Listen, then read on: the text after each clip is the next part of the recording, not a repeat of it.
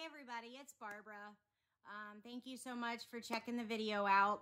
This will be the second video for this playlist on my channel. So if you could, please hit the like button and go ahead and subscribe if you haven't already. And start letting people know about this channel, this playlist. For people that are struggling with, you know, invisible illnesses, chronic illnesses, because I'm going to be doing a lot more videos in the future, especially, as we go through this whole Mayo Clinic, thing. I'm actually leaving tomorrow morning at 6 a.m. It's go time. You know, it came very quickly. You know, I'm not really sure what kind of instigated it. I know that my neurologist was sending all of the stuff there and they were consulting, and then the Mayo Clinic wanted to run some lab tests, and, you know, they received, you know, like 5 vials of my blood, and then all of a sudden I'm, you know, going to the Mayo Clinic, and it was boom. And, you know, they didn't feel comfortable anymore, I guess, consulting on the case without actually seeing me. So, I got in very, very quick, thankfully. Honestly, I'm not really sure what to expect. And I was really calm about this whole going up there. Like, I just had this calm feeling about it. I had, I don't know, this peace about going. I can't really explain it, because I know that some of the things that they were testing me for were not, you know, they were not things that I wanted to have. I mean, nobody wants to be sick. Nobody wants to, you know, go through things that are gonna, you know, continue throughout their lifetime and stuff like that. And,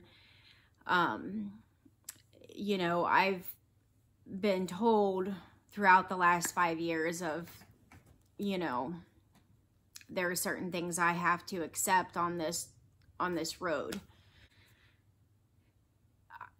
It's just been so scary over the past 5 years, and I feel like I was, especially 2019, because of the people that I met and because of my fishing, I feel like I was just getting to a place where there were certain things that I could accept if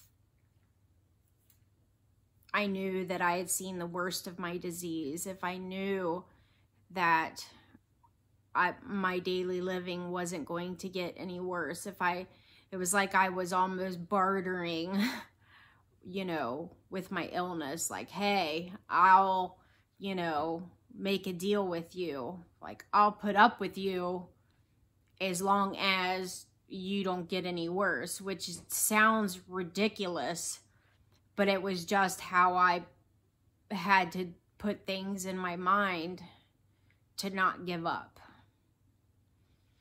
And it took me this long to get to that point. And now it's like, you know, my doctor, before I even am going to the Mayo Clinic, before he even did the referral, he had sent me, you know, I had told him some things that were going on, like, you know, with my balance and, you know, just typical things, and some stuff with my hearing, and, you know, but I can hear fine. Trust it, I can hear fine. And so he sent me to get my hearing checked, and I was just like, ugh, really? Okay, fine. So I go to get my hearing checked. And I'm sitting in my little booth like, hot dog, car, boy. And when I walked out of my little booth and I went to sit down, I'm like, wow, this is going to be like the first appointment that I've had in 5 years where I'm not going to get a new medication and they're going to high five me like, hey, you passed. And I'm not even kidding. I failed. Well, I guess that's a bad term, you know, like, but I failed. I need hearing tests. Hearing tests. I need hearing aids. And it has to do with the nerves and communication and basically the same thing that created this whole mess for me to begin with. You know, the reason my body's screwed up anyway. All the damage that was done in the beginning. And is possibly getting worse. And so now the question is am I gonna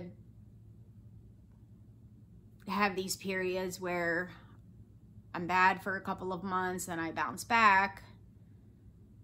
Or is it just gonna be like a progressive thing? And that's tough. And, you know, that's why talking to my two friends who are kind of in this boat as well, you know, we really support each other because this situation is really tough. Clearly not emotionally at all. Like, it's super easy. And, you know, there's a lot of us out there. And I know that right now, there's a lot of people that are sitting there and hopefully they find us, because I know that they're sitting there and they're watching me right now going, oh my gosh, yes, yes, yes. Because it is scary and it's frustrating when you don't know what your future holds and nobody can tell you. Especially with these rare diseases, and there's so many of them. The autoimmune disorders. The doctors can't tell you what it's going to look like in 5, 10, 15 years. They can't cure you. They treat you based on how you are that day or that month. And it's hard. It's hard day to day. It's hard making life decisions based on the unknown. It is just, everything is impacted by that, and it really sucks. And, you know, the family members and friends of people that struggle with these things, you guys are in the trenches with us, and, you know, you guys are pretty tough birds too, because I know that with me, I'm, you know, and I don't mean to be, but my illness, my symptoms, my medications, my doctor's appointments, they dictate a lot of things for me that I wish they didn't. I used to be so much more in control than I am now, and I hate that. I hate not having control over certain things. And I want to reel that back in, and I want to get that back.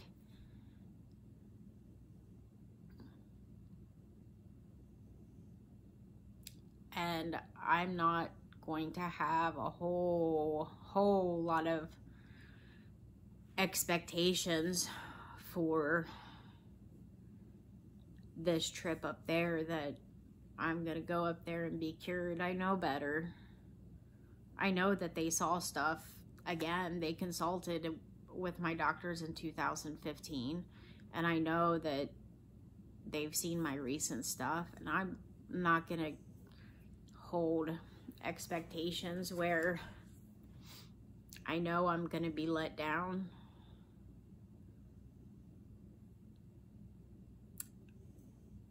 But I just hope that every day wasn't such a struggle, because I feel like I have, and it's such a cliche to say this, but I feel like I have become so strong, like physically, and I know that like I'm so emotional, and I'm like, you know, I'm like passionate about things and like fierce. But if I could like combine that with who I used to be, there's so many good things that I could do with it. And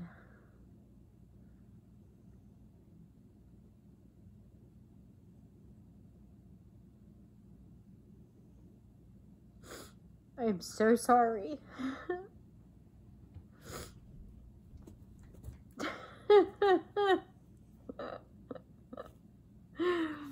Oh, buddy. Thank you. I appreciate that.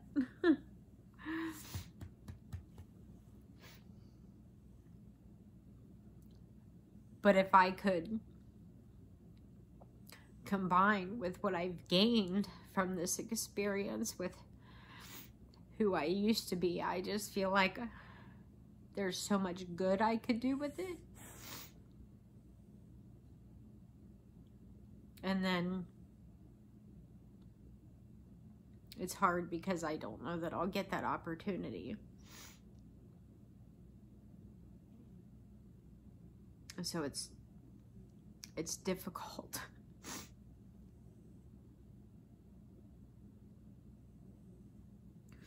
And the purpose of this channel, or of this playlist, is, I mean, my whole passion and what motivated me to get better when I was in a wheelchair was fishing. And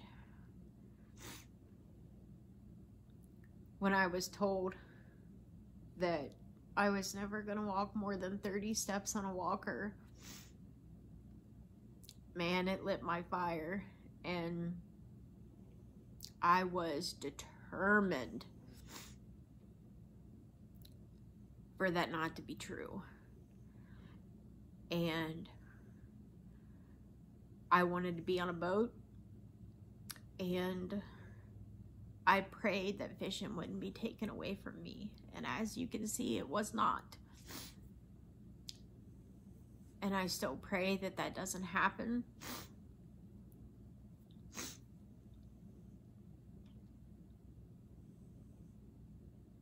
And that's just my way of,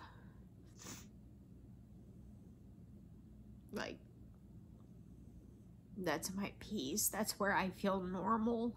That is where I don't question things. It's my piece of myself that never left me.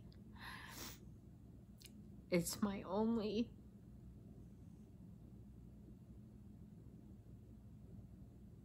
I don't even know how to explain it. I don't question things when I'm on the water.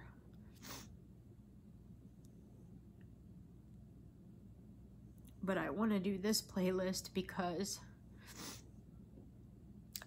I do feel like I can help people. Whether it's being a support for them or helping them with this crazy healthcare system that we have. Advocacy. Just having a platform here where we all can support each other, share information, resources. People wouldn't believe the amount of resources that are out there if you can find them. If it wasn't for my ability to research and find things, I probably wouldn't have made it to get the things that I've gotten when it comes to hospitals and doctors and medications. And so I want to go through that, and I want other people to engage, and if they have resources and stuff that they know about, and help each other. That's what I really want to do here. You know, the healthcare system, it's broken, and it's broken on every single level. And we can't fix it here on this playlist, but we can help each other maneuver around it. You know, I'm going to one of the best hospitals in the country, and I have a Medtronic bladder stimulator, and because things weren't coordinated accordingly, I suppose, I'm going up there for a serious neurological central nervous system disorder, and going all the way up there and can't even get an MRI unless they figure something out. That's a problem, and that shouldn't happen. Is it my fault? I don't think so. Is it the doctor's fault? I don't know. Is it the nurse's fault? I don't know. Who's responsible for that? I don't know.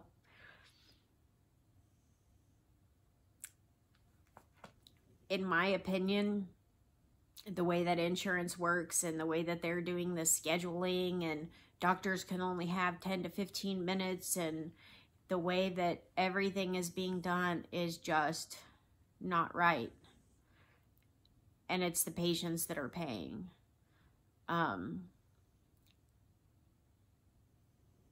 The doctors should not be seeing 3 and 4 and 5 patients an hour. It leaves open too much time, or too many opportunities for things like this to go under the radar. For me to be going 10.5 hours away and not be able to get an imperative MRI that I need. And how many other things. So, anyway, that's all. Blah, blah, blah.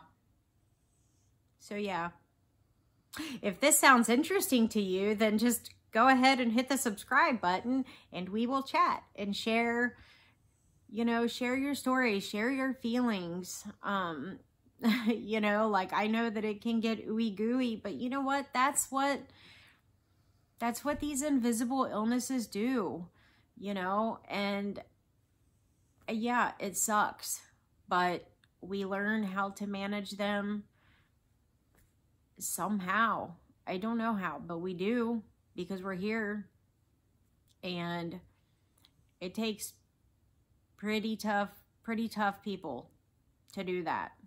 And the majority of these demyelination diseases, autoimmune diseases, the majority of people that get these are women. I don't know why, but that's what the statistics say. So, yeah, hopefully, you know, we can find each other, help each other with whatever resources.